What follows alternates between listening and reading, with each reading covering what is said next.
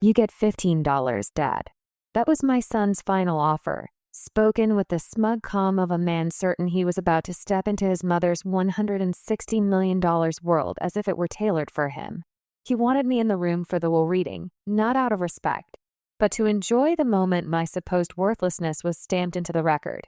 What Nathan didn't know was that even in death, my ex-wife had one more move on the board, and I was the piece she chose to set in motion.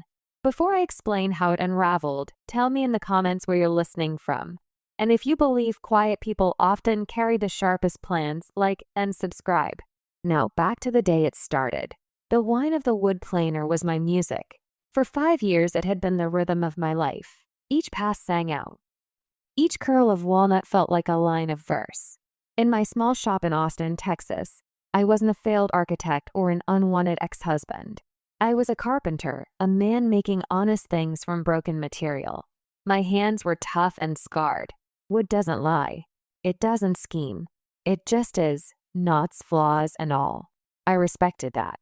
Sawdust and linseed oil were the only cologne I wore. I was shaping the arm of a rocking chair, enjoying the smooth curve coming alive under my touch, when the piece snapped. An old flip phone vibrated across a messy bench, the buzz too loud for such a quiet place. I killed the planer. The sudden stillness rang in my ears.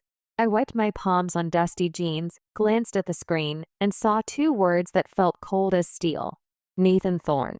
20 years.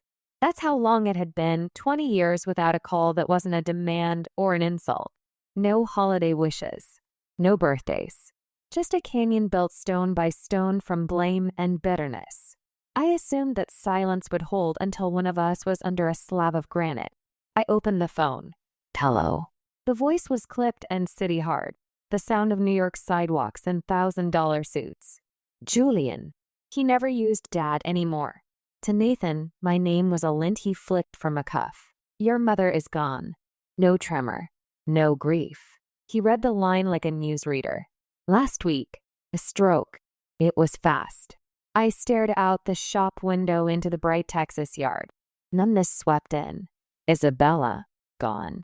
She had always been a storm of drive and talent, brilliant, beautiful, and impossible. The word gone didn't fit. Did you hear me? He snapped. The funeral, I started. It's over.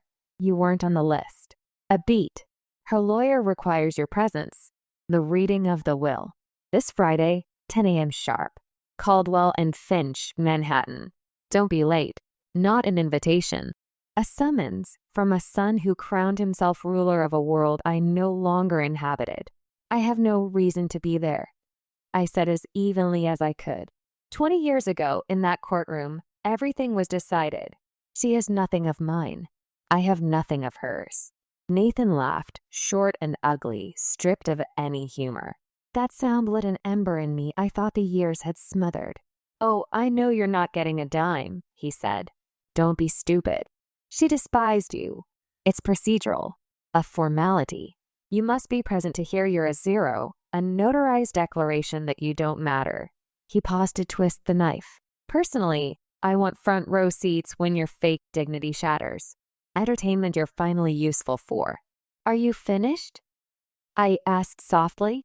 Almost, he said, savoring it. Don't worry about the ride back. I'll spot you $15 for the bus.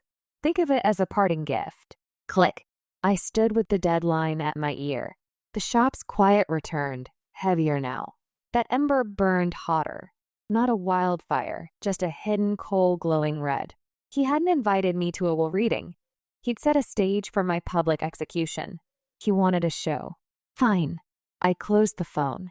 I ran a hand over the rocking chair's honest curve and left the shop for the small house attached. In the closet, past flannels and worn jeans, I pulled a dusty garment bag I hadn't touched in 2 decades. Inside hung my only suit, a charcoal gray I'd worn the day the old life ended. I would wear it again to start his. Friday morning, the cab from LaGuardia felt like crossing time zones of the soul. Sun-baked Austin faded behind towers of glass and steel. I paid the fare. It stung more than it should, and stepped into cold air that cut like a blade. Caldwell and Finch didn't just sit on the street. It commanded it, a dark glacier of glass and granite. Through revolving doors, city noise banished into a hush that felt like church. The lobby worshipped money. Acres of polished white marble reflecting lights and crisp lines. Dark mahogany panels wiped with lemon oil. The faint smell of old wealth. I spent my career designing buildings, but never a space so single-minded. This wasn't built for people. It was built to reduce them, and I felt small. My suit was good wool, but 20 years past fashion, too padded at the shoulders, too generous in the cut. I'd pressed the crease sharp as a knife, but it still smelled faintly of mothballs, half preservation, half decay. My old leather-soled shoes clicked lonely across the marble. Heads lifted, men and women in their 30s wearing suits that cost more than my truck. Their eyes skinned, filed, dismissed. Not a client, not a threat, just old. That, of course, was part of Nathan's design. Bring me to his ground, in the armor of my worst defeat. At the desk, a slab of marble the size of a small continent, a young blonde woman wore a headset polished enough to pass for jewelry. Can I help you? Bright voice, bored eyes. 10, I said, reading of Isabella Thorne's will. Julian Thorne. The name registered. The face didn't. Confusion flickered, followed by the kind of disdain that comes with customer service training. Of course. Mr. Harrison is expecting you. Please take a seat. I sat on a low black leather sofa, cold and stiff, hands, callous carpenter's hands, resting on old wool. The art on the walls was expensive and empty. I felt like a smudge on a white page, a blot on a legal brief, waiting to be told that officially and legally I was worth nothing, just like Nathan promised. They didn't enter the room. They arrived. Nathan led, walking like a man who has never heard no. Navy Tom Ford made to measure, likely costing more than 6 months of my work. Trainer-built frame. Hair slicked. A flash of precious metal at the wrist. Face set in practiced boredom. Trailing him were accessories. First, a very thin, very pretty young woman, beauty sharpened by effort, poured into a tight designer dress, clutching a handbag like a lifeline. Sophia, I would learn. Her thumb scrolled her phone without pause. Second, a man in his 40s with a tan too perfect for October in New York and teeth too white to be real, Predator's smile set on sale. Kyle, the financial advisor. Not Marner's. A pack circling what they believed was theirs. Nathan Thorne, he announced at the desk. Harrison is expecting me. The receptionist who barely looked at me suddenly bloomed with efficiency. Yes, Mr. Thorne. He turned to claim the sofa and saw me. He stopped. A slow smile spread, the kind a cat gets when the mouse has no exits. He came over, shoes whisper soft on marble, entourage in tow. My God, he said loud enough for an echo. You actually came? His gaze traveled down my suit and collar, a paint stripper of a look. I guess you really do need that $15, Sophia. She finally looked up, let out a high, brittle laugh.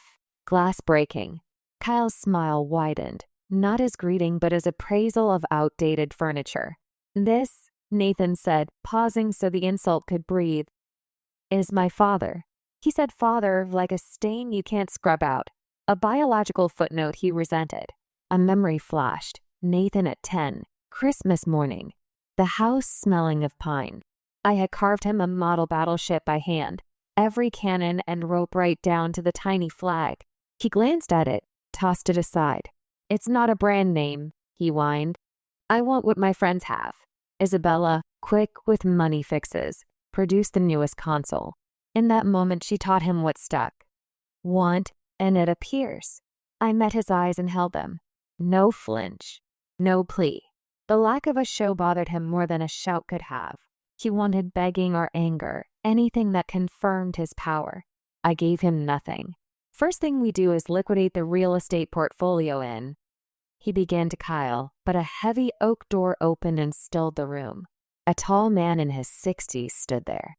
Quiet authority in a gray suit. A judge's face. Eyes that didn't just see. They evaluated. The air changed temperature. Mr. Harrison. His gaze slid past Nathan and his satellites as if they were chairs. Then he saw me. He held my eyes, and something passed there. not pity, something closer to understanding. Mr. Thorne, he said to me, level and respectful. Thank you for coming. He turned to Nathan. Mr. Thorne. Same name, colder tone. If you've lived on status, you can feel the weight difference in a single syllable. Nathan did. Let's get this over with, Harrison, Nathan snapped. I have a reservation at Per Se. As you wish, Harrison said, opening the door. This way, gentlemen. The conference room was a final act stage, dark polished mahogany table like a still lake, wall-to-wall windows staring at another gray building. A room for deals and defeats. Nathan took the chair at the far end, the throne. Sophia and Kyle flanked him like queen and bishop. I sat near the door. A requirement, not a guest. Harrison placed a thick leather-bound document on the table, soft thud, pulled out simple gold-rimmed glasses, and opened to the first page. This is the last will and testament of Isabella Montoya Thorne, dated August 4th of this year, he read. Even in death, she chose both names, our marriage and her brand. Montoya, a name my son claimed was worth $160 million. Being of sound mind and body, Harrison intoned, I declare this to be my last will and testament, revoking all former wills and codicils. Nathan sighed, checked his watch. Already bored. First, Harrison continued, I direct that all my just debts and funeral expenses be paid. He turned the page. Second, I give and bequeath $50,000, tax-free, to my housekeeper, Maria Gonzalez, in gratitude for 25 years of loyal service and patience. Nathan rolled his eyes, muttered peanuts to Kyle. I felt a small smile I didn't show. Maria had always left a hot coffee for me in the kitchen after the worst fights. She'd seen it all. She deserved every dollar. Third, Harrison read, I give and bequeath $100,000 to the Monarch Butterfly Preservation Fund. Butterflies? Sophia scoffed, just loud enough. She didn't know what I did. Before Nathan, before the Empire, Isabella and I drove to Mexico and hiked the mountains to the sanctuaries. She stood in a snow of orange and black, eyes full, whispering, It's like souls flying home, Julian. This wasn't a random gift. It was a message in her handwriting. Fourth, Harrison said, I give and bequeath $25,000 to my driver, Miguel Rodriguez, for his excellent service and for never once commenting on the colorful guests my son brought to my home. Nathan jerked upright. What the hell is that supposed to mean? It's nothing, Kyle soothed. Tap, tap, tap. Nathan's impatient fingers on mahogany. Fifth, Harrison went on, I give my first edition modernist poetry collection to the New York Public Library with the exception of one volume, a 1922 copy of T.S. Eliot's The Waste Land, which I leave to. Nathan slammed his palm down. For God's sake, Harrison. Skip the charity scraps and the staff tips. Get to the real part, the property, the portfolio, the money. The part where it all goes to me. Harrison stopped. Slowly he removed his glasses, folded them, and looked at my son with eyes that had seen far worse tantrums than this. Mr. Thorne, he said, voice now sharp. This is not a negotiation. It is the formal declaration of a woman's final wishes. I will read every word exactly as written. You will sit and listen. Is that clear? Color surged into Nathan's face. His mouth opened shut. Kyle shook his head. Harrison replaced his glasses, flattened the page, sipped water, and continued, control restored. Fifth, he said mildly. As I was saying, actually, that clause appears to be struck. We move on. Sixth, he read, regarding the personal associates of my son, Nathan Thorne. Kyle straightened, smile rearmed. Sophia put down her phone, eyes bright again. To my son's financial advisor, Mr. Kyle Vance, I give and bequeath $5,000. Kyle's smile froze. $5,000, less than his suit, and I bequeath it with a binding recommendation that he use it to enroll in a course on professional ethics. My records show he could use a refresher. The shark smile vanished. Fury flashed. He shot a look at Nathan. What is this? To my son's current companion, Sophia, Harrison continued. I leave the high-quality imitation handbag she attempted to swap for my authentic Birkin last month. Sophia went blotchy red. Exposed, not just insulted. Nathan barked, "Enough." Not defending her, just cutting the embarrassment short. "This is a joke. Get on with it." For the first time in 20 years, I felt connected to Isabella again. The side of her that never forgot a slight and settled accounts precisely. Harrison waited for quiet and turned the page. The room tensed. We all knew what was next. Article 7, he said, dry as paper. "To my son, Nathan Thorne." Nathan leaned in, knuckles white. "I give and bequeath the penthouse apartment on Park Avenue." A breath he'd been holding blasted out. He smirked, first at Kyle, then at me. "And my complete collection of Patek Philippe watches." The smirk became a grin. "The Pateks hear that, old man?" Harrison lifted one finger. "However, the watch collection is stored in a secure safe inside the penthouse. The single key to that safe." He looked up straight at me. "I have entrusted to his father, Julian Thorne." Silence fell so hard I heard the air conditioning hum. Sophia and Kyle snapped their heads toward me. Nathan's face drained. "What?" he whispered. "What did you say?" "The key." Harrison repeated. "Entrusted to your father." Nathan shoved back his chair. "Is this a sick joke?" "Him? He hasn't seen her in 20 years. He doesn't even know where she lived. He's a nobody." Every eye pinned me. I was as stunned as they were. A key? From Isabella? To what end? I had no key. No idea. I just stared at Harrison. Nathan laughed too loud, a brittle sound. "I don't need a key. A locksmith will drill it before lunch." Read the real part. Harrison. The $160 million. Harrison turned the page with ceremony. Article 8. The residuary estate. All remaining liquid assets, stocks, bonds, properties, and controlling interest in Montoya Designs, LLC. He paused as if rereading. Nathan hissed, "Come on." Harrison cleared his throat. "First, to my ex-husband, Julian Thorne." My head snapped up. Nathan choked on air, eyes burning holes into me. "To Julian Thorne, I give and bequeath the sum of $15. $15 in U.S. currency to be paid in cash, to cover the bus fare back to wherever he came from, a trip my son Nathan will surely be kind enough to suggest." Nathan exploded into laughter, huge, roaring, wild. He stood, pointed, tears of triumph streaming. $15, he howled. Kyle recovered enough to grin. Sophia shrieked her agreement. Nathan strutted over, pulled a $20 from a slim alligator wallet, and flicked it onto the table in front of me. "There, 20. Don't say I never gave you anything." I didn't move. I didn't look away. I waited. Harrison hadn't moved either. Nathan slid back into performer mode. "It's done," he said. "Send the papers to my office. Per se waits." He had his jacket half on when ice cut the air. "Mar. Thorne." Harrison hadn't raised his voice, but steel ran through it. "Please sit. I have not finished reading." "What?" Nathan whispered. Harrison reached into his briefcase and set a new folder on the table, plain manila, sealed with thick red wax. "That," he said, tapping the leather binder, "concludes the original will." He rested a hand on the sealed folder. "This is a legally binding codicil, signed, witnessed, and notarized 3 weeks ago, 1 week before your mother's stroke. It supersedes all prior articles governing the residuary estate." Nathan collapsed into his chair, color gone. Kyle and Sophia froze. Harrison broke the seal, unfolded a single page, and lifted a packet.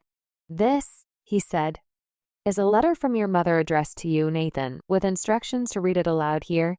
It forms the basis of the new Article 8. He began, not in his voice anymore, but in Isabella's. "To my son, Nathan, I am writing because I am finished with cowardice. For 20 years, I let you believe a lie. A lie I created, fed, and used to destroy a good man, your father." "No," Nathan rasped. "She was sick, senile. This is fake." He pointed at me. He got to her. Harrison lifted another document. Attached is a 40-page evaluation by 3 independent, board-certified specialists, performed 72 hours before signing. Their unanimous finding, She was entirely lucid, with mental acuity superior to 99% of people her age. He dropped the report with a thud. She was not insane, Mr. Thorne. She was, in her words, finally done. Harrison read on, Isabella confessing the 2005 collapse, the criminal partners, the lifeline of $100 million, and the trap. Say no and face fraud charges. Say yes and commit money laundering. She wrote that she broke, and I stepped in. That I created the shells, flew to Zurich, Dubai, Grand Cayman, built firewalls to keep her name clean, carried the risk myself, and when the FBI came, I confessed to lesser crimes, professional negligence, tax evasion, falsifying records, so the agents would stop with me. I lost my license, my title, my career. And what did I do? Harrison read, voice low now. I listened to you, Nathan. I let you call him a criminal. I divorced him. I let you treat him like trash because my shame was safer with your contempt pointed at him. The room went weightless and airless. Nathan crested over in silence, a statue of disbelief. This $160 million fortune, Harrison continued, exists for one reason. Julian saved it. My hands shook. Not sadness. Vindication. 20 years late. But real. Harrison lifted his eyes. Now the conclusion. He read Isabella's final decree. All property, stocks, bonds, liquid assets, art, private holdings, and her 100% controlling interest in Montoya Designs, LLC, current estimated value $160 million, were to be given, devised, and bequeathed to Julian Thorne. The words didn't land at first. They hovered like a weight above me. Money wasn't the point. Her reason was. She called it payment, late and insufficient, for the career broken, the honor stolen, and the family shattered. Across the table, Nathan made a small animal sound. 42 years old, reduced to a child whose story had been ripped from his hands. Harrison wasn't finished. And for my son, Nathan Thorne, he read, who has already received a lifetime of fortune in money spent and sacrifices unrecognized, I leave one thing. He opened a drawer and slid a certified cashier's check across the table. It whispered to a stop in front of Nathan. $15, Harrison said. Your inheritance, Mr. Thorne, for your bus fare. Kyle stood without a word and left. Sophia looked at the check, then at Nathan, the face of disgust you reserve for something spoiled, and walked out on hard heels. Nathan stared at the check, still as stone, then detonated, sweeping the table, smashing crystal, screaming threats and lawsuits. Then he lunged at me. 2 security men had him pinned in seconds. Remove him, Harrison said. Drag toward the door. Nathan twisted to stare at the small white rectangle on the table. Harrison pointed gently. Don't forget your inheritance. That broke him. He cursed everyone, his lawyer, his mother, me, promising ruin and worse, until the heavy door shut and his voice became nothing. Silence spread. The wreckage sparkled on the floor. On the table lay his thrown $20, and the estate's $15 check. I exhaled for what felt like the first time. Only one question remained. The key. The doors closed behind Nathan, and the silence that followed felt like a blanket dropped over the room. No shouting now. No smug grin. Just stillness. I sat there in the old suit I'd pressed with my own hands, staring at 2 small rectangles on the polished mahogany table. A $20 bill Nathan threw at me and a $15 cashier's check that now represented the sum total of his inheritance.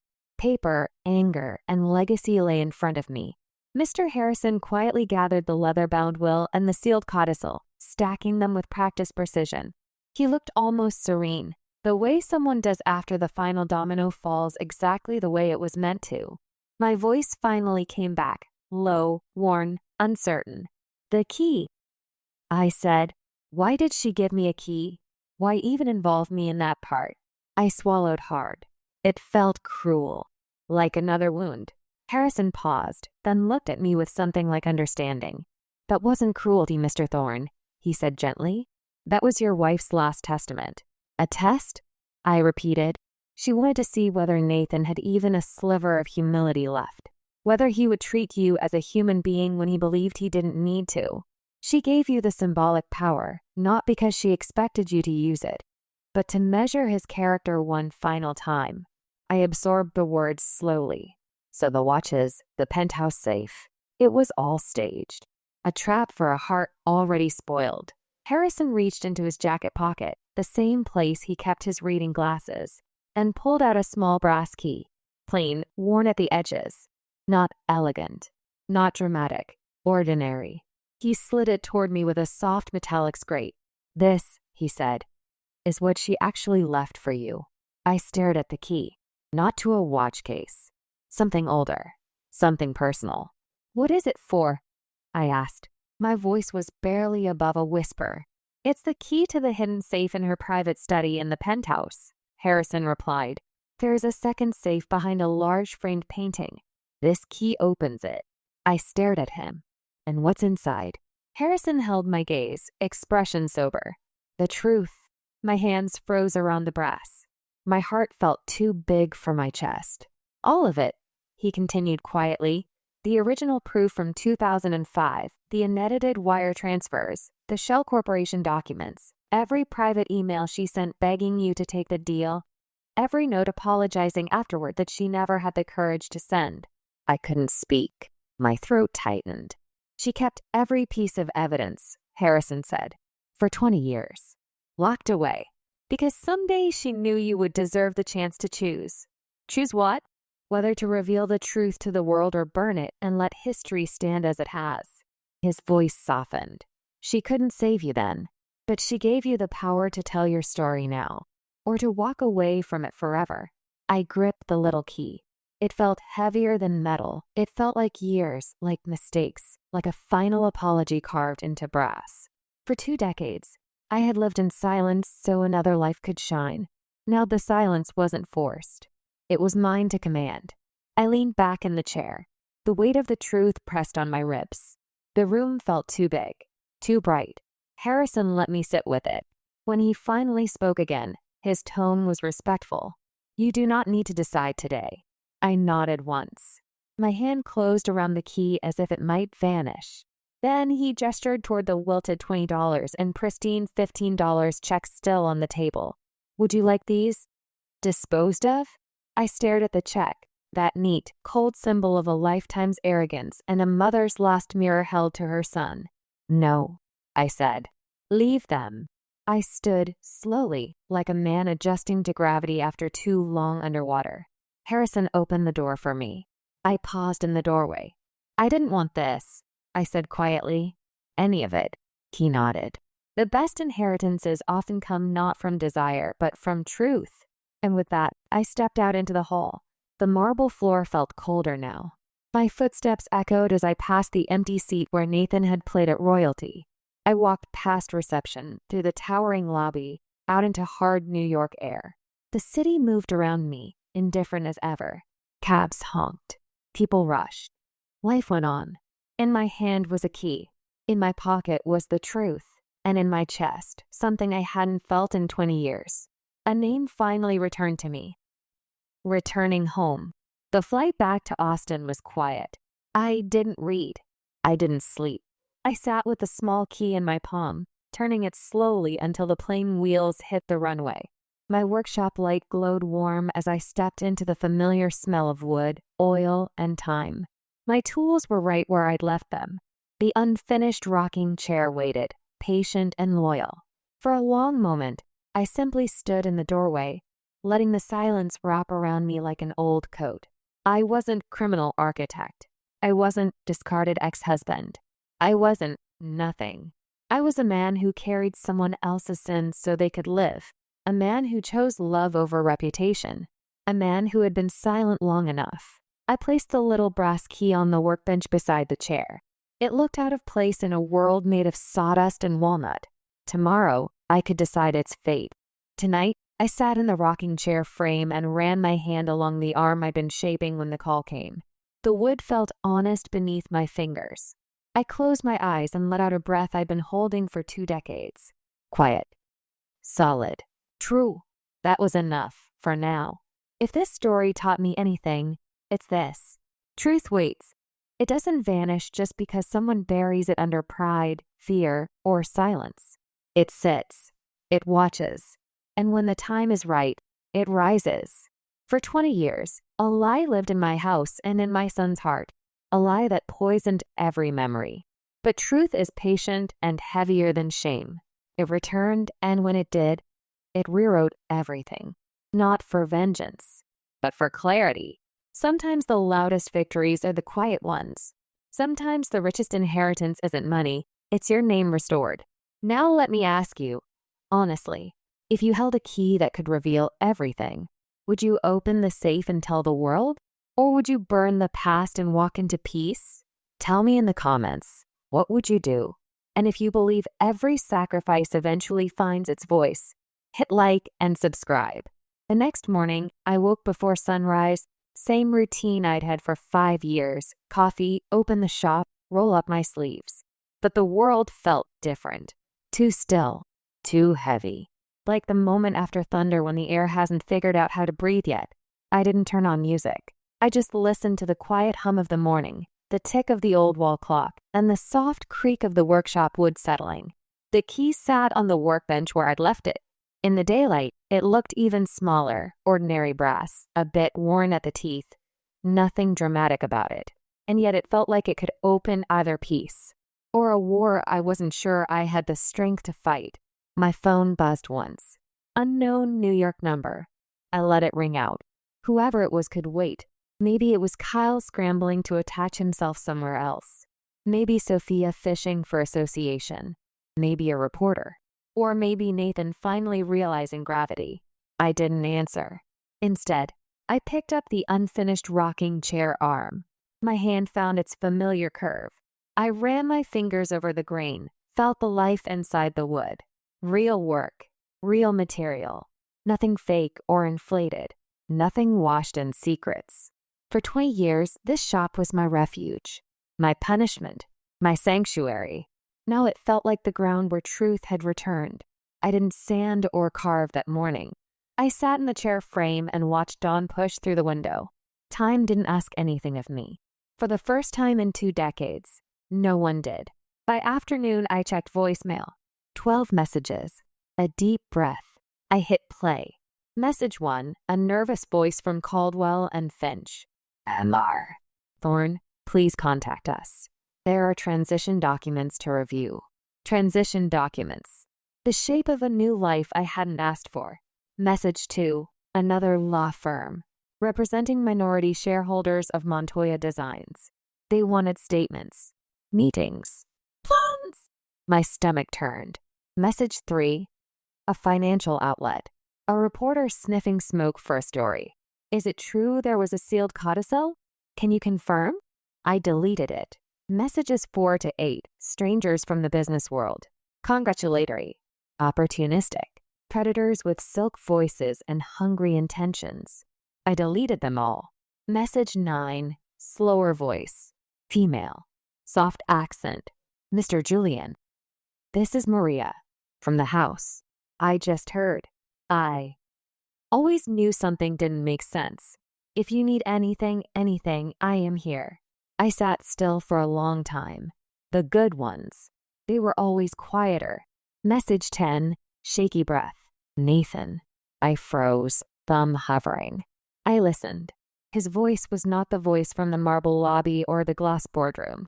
It was weaker, smaller, a child's voice trying to fit inside a grown man's throat. Dad. And silence. A breath. I didn't know. No apology. Not yet. Just the fracture of certainty. Then the line clicked dead. I stared at the phone. Something tight pressed at the back of my chest, like grief with nowhere to go. That evening, footsteps crunched outside my shop. For a moment, I expected Nathan, wild-eyed, broken, demanding answers or screaming for justice he didn't deserve. But when I opened the door, Maria stood there, the housekeeper who served Isabella for 25 years. She held a pie and a look of gentle sadness. I thought you might not have eaten, she said quietly. I didn't speak at first. She stepped inside, placed the pie on my workbench between the key and a block plane. The smell of cinnamon filled the room. She looked at the rocking chair, then at me. You always loved making things with your hands, she said, smiling just a little. Not like her world. I nodded. She kept a picture of you," Maria said suddenly, eyes wet. "In a drawer. She looked at it when she thought no one saw." I swallowed. "She didn't forget you," Maria continued softly. "She was just afraid." Afraid. Yes. Fear can sink a life faster than guilt. I sat. Maria sat across from me. "Are you going to take the company?" she asked. A simple question, and yet it felt like someone standing me at a fork in the road and waiting to see if I chose revenge, redemption, or escape. "I don't know," I admitted. "I built a life away from that world." Maria's eyes softened. "Maybe you can build something new with it," she said. "Something honest." Honest. The word felt like warm sunlight in winter. She left quietly, like all truly kind people do, without asking for anything in return. The walk. That night I walked through town, the small Texas streets I'd learned with familiarity and humility, past the coffee shop where no one knew I once stood on magazine covers, past the hardware store where I bought sandpaper by the sheet, past neighbors who waved because they liked me, not because they needed anything. This town never cared about wealth. It cared about presence, character, effort, and somewhere along the way. So did I. I sat on a bench outside the diner. I listened to laughter drifting from inside. The world kept turning, unaware of a $160 million storm that had come and gone in a Manhattan boardroom. I reached into my pocket and held the brass key. I whispered into the night air, "What am I supposed to do now, Isabella?" A breeze rustled the leaves above me, soft and tired. There was no answer, only quiet. But somehow, the quiet felt like a hand on my shoulder instead of a weight on my chest. Back at the shop, I didn't turn on the lights. I let moonlight spill across sawdust and shavings. The rocking chair frame waited patiently, like life itself, offering a seat when I was ready. I picked up a chisel and ran my thumb along its edge, sharp, honest steel. Not like boardroom knives. Different kind of cutting. I worked in silence, not shaping wood, but thinking, feeling, letting 2 decades finally breathe. Somewhere between midnight and dawn, clarity found me the way sawdust settles, slow, steady, natural. I didn't choose the inheritance. It chose me. It was the debt of truth, not wealth. But the company? The fortune? The past? I would decide what to do with them on my terms, not Nathan's, not Isabella's, not the world's. The key lay beside me, quiet, patient, heavy with possibility. Not a weapon, not a burden, a choice. For the first time in 20 years, I felt something like ownership over my life again. And it came not from $160 million, but from knowing the truth was mine to hold, reveal, or release. 2 mornings later, just after sunrise, I heard a car door shut outside. Slow footsteps on gravel. Not hurried, not confident, hesitant, heavy. I opened the shop door before the knock came. Nathan stood on the porch. He wasn't wearing Tom Ford. No tailored collar. No groomed hair. No polished pride. Just a wrinkled shirt, hollow eyes, and a man who'd finally run out of mirrors to admire himself in. For the first time since he was 10, he looked like a child who didn't know what to do next. "Can I come in?" he asked, voice fragile. I didn't say yes. I didn't say no. I just stepped aside. He entered quietly, eyes scanning the workshop, the wood, the tools, the life he had spent 20 years mocking. He touched a carved armrest on the rocking chair. "You did this?" he asked. "I do all of it," I said. He nodded, almost reverent, as if he finally understood that work done with hands isn't small. "It's honest." "I don't know who I am without the money," he whispered. "Without that world." I didn't fill the silence. Silence was medicine now. "I thought success was always being above people," he said. "Turns out I was just standing on nothing." He sat on a work stool, the same one I'd used to carve away 50 quiet afternoons. "I'm angry at her," he admitted. "And at you." "And at myself the most. I wasted 20 years hating the wrong person." He swallowed hard. "I don't expect forgiveness." I studied him. The arrogance burned away, leaving raw, unfamiliar humility. It didn't erase what he had done, but it mattered. "I think," he continued, voice trembling, I want to be someone different. Someone real. I don't know how yet. He looked up, eyes tired. Will you help me? Not with money. With how to live. How to be someone who builds instead of destroys. My throat tightened. People assume fatherhood ends when the door closes and a life collapses. But some responsibilities don't leave. They wait. You can come by, I said. Help in the shop. Learn something with your hands. We'll see where it goes. He nodded once. Relief flickered in his eyes, fragile, like the first match in a long winter. Then he stood. I'm going to get a job, he said firmly. A real one. Something with sweat in it. He hesitated, then added softly, and thank you for saving her, for saving us, even if I didn't deserve it. He left the way he came, quiet, uncertain, trying to grow into a new skin. I didn't watch him drive away. Some moments are meant to sit with you, not run after. A week later, I flew to New York again, not for marble hallways or lawyers, but for one last ghost. The penthouse was silent when I entered. Too clean, too curated. The kind of place where life never spilled, only posed. Her study was smaller than I remembered, shelves of books, framed sketches, fabric swatches pinned like trophies. And there it was, the painting. Large, dramatic, the kind of art that wants to be admired more than understood. I lifted it gently. Behind it, a simple metal wall safe. No fingerprint scanner. No chrome. Just steel and secrets. The brass key fit perfectly. A turn. A click. A breath held for 20 years. Inside were two things. One, a leather folder, thicker than a dictionary, stamped with dates, accounts, signatures. The whole truth. To a handwritten letter with my name on it. My hand shook as I unfolded it. Greater than Julian. Greater than if you're reading this. I finally told the truth. Greater than I kept every document, not because I wanted to protect myself. Greater than, but because I hoped one day I would be brave enough to clear your name. Greater than you saved me. You saved our son. Greater than, and I let you pay a loan. Greater than I was wrong. Greater than you were the good one. Greater than you always were. Greater than do with these documents what I never had the strength to do. Greater than free yourself. Or free us both by letting them go. Greater than whatever choice you make will be the right one. Because you are the only one who ever carried honor in this family. Greater than, Isabella. I stood there for a long time. The weight of memory pressed like fog around me. Regret, love, betrayal, devotion, all woven into a life too complex for heroes or villains. I placed the letter back inside the safe, gently, carefully, and closed it. Then I picked up the folder, walked to the fireplace, and set it down. Fire, or history, justice, or mercy. The world would never know the crimes behind the empire unless I chose to expose them.